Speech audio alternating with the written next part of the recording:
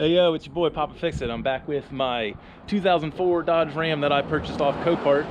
I kind of just want to give you guys an update. I got the truck all finished. It's passed its enhanced inspection. It's been issued a reconstructed title, and I posted it on Facebook and it sold pretty quickly. This is a pretty nice truck. I feel like this is probably the nicest truck on Facebook, under 15 grand, and it really didn't take long to sell. So let's take a look at the truck.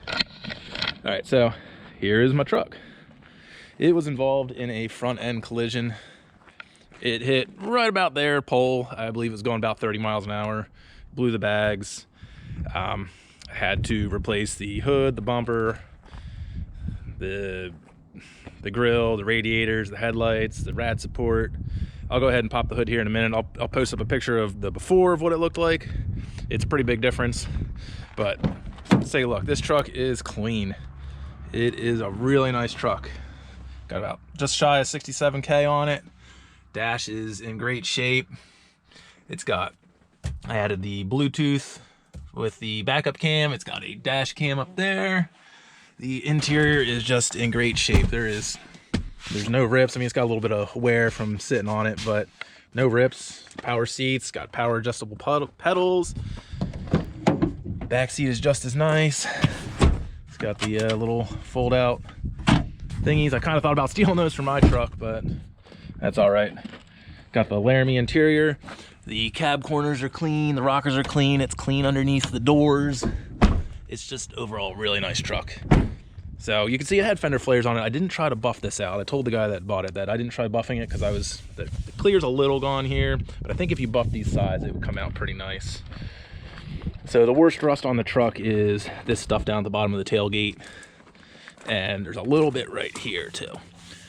Again, that would be covered with flares. I don't like flares. I told the guy. I got it sitting on 35s. Frame's pretty solid. No holes. I went over the whole thing. The truck is just overall really nice truck. Smells good inside. As far as I can tell, nothing really wrong. Oh, good. I did leave all that stuff in there. Cool. So yeah, as far as I can tell, nothing really wrong with the truck. I got it all sorted out. It is a nice truck. So I'm gonna also, as part of this video, I'm gonna do a little spreadsheet, show what I spent on the truck. I'm gonna go over my receipts and see how much money I made on this truck. Let's go, pop the hood, show you the accident damage here. There. All right. So the truck hit, this is the worst of the accident damage here. You can see I got some not the best welds, but they are solid. It is not going anywhere. So basically, this was pushed in, all this crap was bad. I replaced the steering gearbox and I added this steering brace. If you got a 3rd gen 2500, get this aftermarket steering brace. It makes a world of difference. Gets rid of all the wander and wobble. It's just awesome. And when I put that on, so let's crawl underneath here. When I put this on, it attaches where the sway bar goes, and the holes have to be pretty damn close for it to line up. And it lined up no problem, so that tells me that the frame is straight. And just from looking at it, I couldn't see any damage on it. There's no obvious damage to the frame. It drives straight. It held alignment.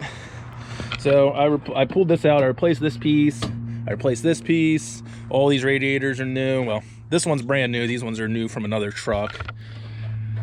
While I was in here, I treated this truck like I would treat my own. So I put a new serpentine belt on it. I had the entire cooling system apart. It's got new, every pulley the belt touches is new, except for the AC compressor and the alternator. The water pump's new. That is a big water pump. It's got like 12 bolts. I don't know how you would get to it without all this shit out of the way. So while I had all this shit out of the way, I went ahead and got that all straightened out. So it's got new shocks up front. It's got new steering gear, one new steering hose, power steering hose. The other one was okay. It's got new plugs and wires. I think the coil packs are new. I don't have a receipt for those though. They looked new when I was going through it. Overall, it's just a super clean truck, and I am liking it. So, yeah, I've been using this. Hey, look, there goes another one. So yeah, it's a Hemi 67,000. I think the truck books at right around in the 18 to 20 range if it didn't have an R title. It does have an R title because it was wrecked. So unfortunately that hurts the value a little bit. So I try and buy them, and then I want to sell them with about a, like 30 to 35% off, just to give someone a pretty good value on what they're getting. So I'm going to pause here. I'm going to go over to my computer. I'm going to bring up the spreadsheet that I have on this truck, kind of show all the money I've put into it and how much I'm getting out of it, and see, was it worth my time to fix this truck? I think it was. So let's go look at the spreadsheet. I'm just going to do a quick breakdown on the price of this truck, what I paid for it, what I put into it, how much money I made. So anyway, got the truck off COPART for $43.50 out the door. When I bid on trucks on COPART, I use this little calculator here. You can watch some of my videos on bidding on trucks, and you can see I use it there. But basically, my lowest estimate, I thought I was going to spend $4,300 before fees and about $5,300 after fees on this truck. I actually got it for less. I paid $53.50 as the winning bid. Got it out the door for $43.50. So that was pretty good. So that came in low. I spent, and I had, $1,425 on parts.